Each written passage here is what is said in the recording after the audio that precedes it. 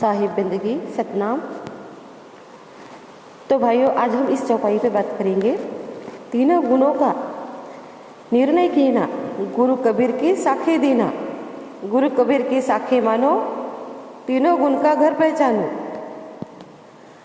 सदगुरु कबीर महाराज यह साखी के माध्यम को साक्षी मान करके कह रहे हैं कि तीन गुणों का जो असली स्वरूप है वह सदगुरु के माध्यम से और सदगुरु के बताए मार्ग पर साक्षी उनके बताए गुणों को साक्षी समझकर पूरी तरह विश्वासपूर्वक अपने आत्म कल्याण के लिए काल रूप तीनों गुणों के रूप को परख कर स्वयं इनसे छुटकारा पा करके मुक्त हो जाना चाहिए।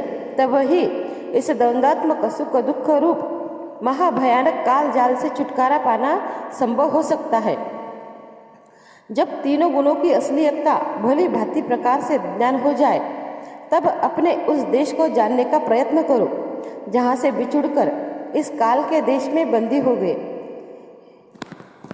हे भगत भाइयों, तुम अपने जीवन काल में ही अपने मूल निवास का स्थान मार्ग खोल सकते हो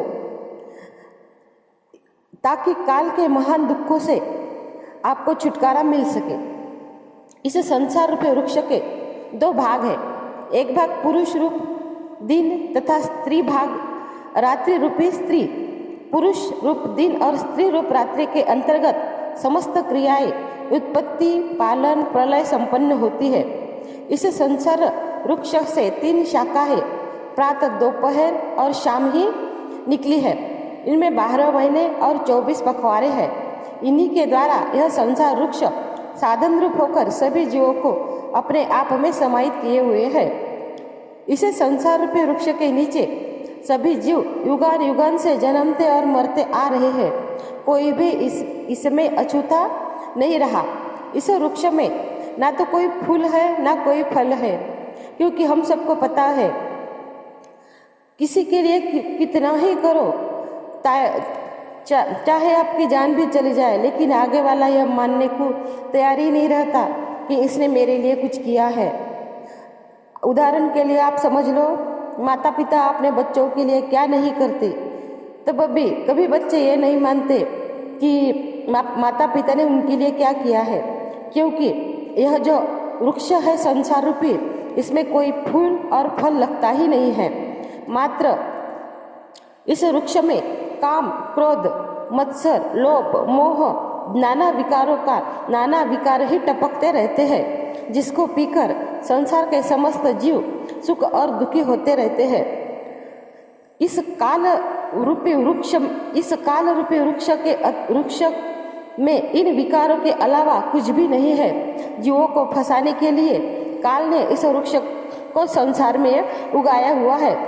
तो अब जब इस तीन त्रिगुणात्मक बातों का जब हमें पता चल जाता है तो अब हमें इन सब से छूटने का प्रयत्न और प्रयास करते रहना चाहिए। लेकिन अब जब हम गुरु के पास जाते हैं, अब गुरु हमें बाबा नक्शरी नाम देता है, तो जो देही गुरु जो हमें देही का ही बारे में ज्ञान देता है और अज्ञानवश हम लोग उनकी ही साधना करते हैं, जैसे त्रिकुट की साधना या सहस्त्रार चक्र की साधना जब करते हैं तो क्या होता है, पुनः हमें कर्मों के अनुसार देही में ही आना होता है और प्रभु प्राप्ति का जो आत्म कल्याण का जो मार्ग जो शब्द गुरु बताता है, जो शब्द गुरु हमें जैसे खोटी देह छोड़ने के बारे में जो बताते हैं, उन पर अगर हम विश्वास करेंगे तब ही हम हमारा आत्म कल्याण कर सकते हैं और प्रभु परमात्मा के नाम को चीन करके अज्ञान रूपी विकार से हम मुक्त हो सकते हैं और तब ही हमारा आत्म कल्याण हो सकता है। नहीं तो काल के देश में बंदी बने जीवों को सचेत करते हुए कबीर जी महाराज कहते हैं, हे अमर लोक के वासी, तू अपनी हट एवं अज्ञानता के कारण ही ब्रह्मांडी काल के वशीभूत हो गया है। जो भूत भविष्य वर्तमान के रूप है तुम्हारे ऊपर अज्ञान रूप से शासन कर रहे हैं। यही नहीं, तू स्वयं की कल्पित भावना जिस मन कहते हैं कि भ्रम में पकड़कर अपने स्वरूप को भूल गया और अपने मन की ही बातों को करता धरता स्वामी मानकर जैसा मन कहता है वैसे ही चाल चलता है। मन की कल्पित इस 5 भौतिक त्रिगुणात्मक शरीर में मन के कारण ही बंदी हो गया है। हमारे अपने मूल घर को हम पूरी तरह से भूल गए हैं, जिसके कारण अब इस शरीर को ही अपना घर मानने लगे हैं। मन एवं शरीर के मोह में हम यह भूल गए हैं कि इस संसार के और यह इस मन के अतिरिक्त कुछ और भी अच्छा है। यह मन इच्छा करके हमें बारंबार भटकाता है और अदृश्य रूप से इस संसार में हमें नचा देता है। तो इनके मन की इच्छाओं के वशीभूत होकर ही हम शुभाशुभ कार्य करते हैं और जैसे मन हमारी आत्मा से शक्ति लेकर के, हमारे प्राण से शक्ति लेकर के और अलग अलग इच्छाएं पैदा करके हमें उन्हीं ही इच्छाओं में नचाता रहता है। और हम इन्हीं कर्मों के वशीभूत होकर के अलग अलग नाना योनियों में हम जन्म लेते हैं और मरते हैं। और हम इस भूलैया से छूटते नहीं हैं। इस भूलैया का पलना ऊपर से नीचे और नीचे से ऊपर होते ही रहता है। अब हमें काल के जाल से अगर छुटकारा पाना है तो कोई बिरला ही गुरु होता है, जिस गुरु को हमें जैसे कि हम सब्जी भी लेने जाते हैं तो हम यह देखते 10 जगह घूम करके देखते हैं कि कहाँ अच्छी मिल जाएगी। तो वही सच्चा दरबार जहाँ मुक्ति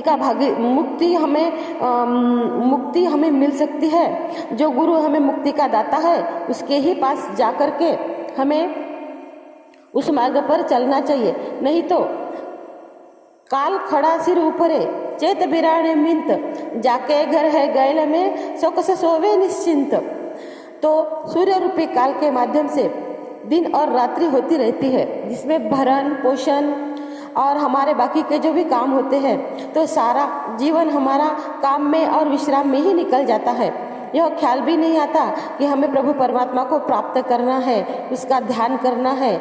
क्योंकि जब हम माता पिता के पेट में होते हैं ना, तब ही हमें पता होता है कि हमें जैसे कि हम परमात्मा के साथ होते हैं और जैसे ही हम बाहर निकलते हैं तो यह त्रिगुणात्मक माया हमें घेर लेती है और हम यह भूल जाते हैं बचपन से। जैसे जैसे हम बड़े हो जाते हैं तो ये काल के जो भी काम होते हैं, पूरी लाइन हमारे सामने लग जाती है। पढ़ाई से लेकर के आगे, फिर बड़े होने के बाद, शादी ब्याह करने के बाद, आगे बच्चों का काम करते करते हम पूरी तरह से खाली हो जाते हैं और रिक्त हो जाते हैं। जैसे हमारे देह में जो शक्ति है वो भी हमारी कम हो जाती है और हम यह भूल ही जाते हैं कि हमें कोई साधना भी करनी है, हमें किसी परमात्मा को भी पाना है। यह सब हम भूल जाते हैं। हमारा शरीर ऐसा हो जाता है जैसे किसी लकड़ी को अगर घुन का कीड़ा लग जाता है तो वो अंदर ही अंदर वो लकड़ी को खोखला कर देता है। इसी ही तरह मनुष्य की जितने भी हमारे अंदर नाना प्रकार की कल्पनाएं, चिंताएं उठती है ना, वह चिंताएं और कल्पनाएं हमें धुन की तरह ही पूरी तरह से अंदर से खोखला कर देती है।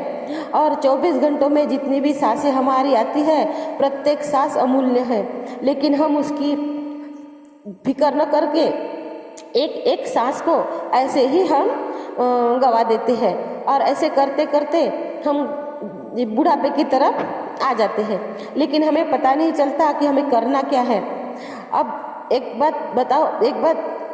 यह बात ऐसी है कि हमें विदेही ही ज्ञान देने वाला जो पंच भौतिक हमारा शरीर है, जो 5 तत्व का बना हमारा शरीर है, उससे आगे का ज्ञान देने वाला ही गुरु हमें सही रास्ता बता सकता है। नहीं तो गुरु गोरखनाथ को भी यह ज्ञान नहीं मिला, राजा जनक को भी यह ज्ञान नहीं मिला, और जैसे 3 पगों द्वारा पृथ्वी नापने वाले महारथी योद्धा को भी काल ने जाने नहीं दिया। तो हम सबकी कोई ये नहीं है, औकात नहीं है कि हम इसमें से निकल सके। लेकिन जब साचा गुरु जो उसकी कृपा हम पर हो जाती है, तब हम इन सब झंझट जंजालों से मुक्त हो सकते हैं और उनके बताए मार्ग से हम इस दुनिया से हंसते हंसते निकल सकते हैं। नहीं तो जैसे हम आते हैं वैसे ही हम चले जाते हैं। सदगुरु कबीर जी महाराज कहते हैं आदि कहा अब कहत है, अंत कहेगा सोय। सो वक्ता जेहि लखी परे, तेहि परिचय गुरु होय। जो गुरु हमारा आत्मा का परिचय हमें देता है, जिस गुरु के द्वारा हमारी आत्मा का परिचय हमें हो जाता है, जिस गुरु के द्वारा वो हमारे शरीर का मीटर कहाँ से सदगुरु परम पिता परमात्मा हमारे शरीर के अंदर एंटर कर रहा है, उसका ज्ञान जो गुरु हमें देता है, वह समर्थ गुरु ही हमें बता सकता है कि कैसे तुम्हें यहाँ से पार होना है, कैसे तुम्हें इन देही से निकलना है। और तुम्हारे मन की जैसे पूरी भ्रांतियाँ, जैसे सदगुरु जैसे ही हमें सार नाम देता है तो हमारे मन की पूरी भ्रांतियाँ स्वयं में दूर हो जाती है और आत्मा परमात्मा को हम जानने लगते हैं। और फिर साधना करते रहने से हम जैसे तर जाते हैं, अर्थात हमें स्वयं जैसे कि वो परमात्मा और हम स्वयं को ही स्वयं तारे जैसा ही वो इस प्रकार हो जाता है। क्योंकि जैसे ही गुरु हमें ज्ञान देता है तो हमें पता चलता है कि वह परमात्मा हमारे ही अंदर है। वह परमात्मा स्वयं तारने के साथ साथ हमें, जैसे वो तो तारनहार है ही है, वह हमें भी तारने के लिए हमेशा उत्सुक रहता है, हमेशा हमारी सहायता करता रहता है। वह परमात्मा शब्द गुरु स्वयं सदगुरु का रूप हो जाता है और हमें इस देही में से उठा करके ले जाता है। वह शब्द रूप बन करके परम पिता परमात्मा हमें उठाकर लेके जाता है। इससे इस बात का स्पष्ट हो जाता है, गुरु और सेवक तो दो होते हैं, लेकिन जब परमात्मा और हम जब एक हो जाते हैं ना, तो क्या होता है कि जैसे कहते हैं कि गुरु जब हमें, जैसे गुरु पारस होता है और गुरु जब हमें शब्द का ज्ञान देता है ना, तो गुरु उन्हीं के तरह हमें पारस ही बना देता है। यह नहीं कहता कि मैं ही गुरु हूँ, मेरी ही पूजा करो, मेरी ही देही की पूजा करो, और मैं गुरु हूँ और तुम जिंदगी भर शिष्य ही बनते रहो। यह जैसे जो सही गुरु होता है, जो मुक्ति का दाता होता है ना, वो यह कभी नहीं कहेगा कि आप शिष्य ही बने रहो और हम गुरु ही बने रहेंगे और जिंदगी भर हमारी सेवा करते रहो और मरने के बाद पता नहीं कहाँ जाओ, तुम्हारा देखते बैठो। क्योंकि सदगुरु कबीर महाराज जी कहते हैं, जो भी मिलेगा जीते जी ही मिलेगा। जीते जी जब आप शब्द को प्राप्त कर लोगे तब ही आप मुक्त हो जाओगे, नहीं तो आप मुक्त नहीं होगे। यह आप जीते जी ही समझ लो। अगर कोई कहता है कि मरने के बाद आप मुक्त हो जाओगे, तो हमें कोई चिट्ठी पत्री नहीं आती है।